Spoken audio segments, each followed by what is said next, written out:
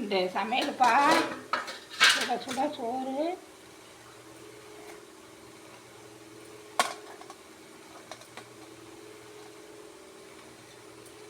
சுட சுட சோறு,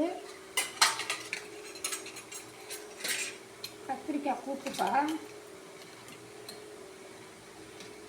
கத்திரிக்காய் கூட்டு, அப்புறம் மாம்பழப்பா,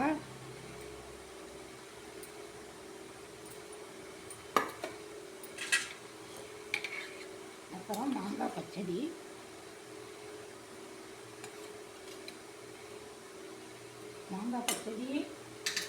அப்புறம் புளிக்குழம்புப்பா, கத்திரிக்காய், மாங்காய், முருங்கைக்காய் எல்லாம் போட்டு புளிக்குழம்புப்பா.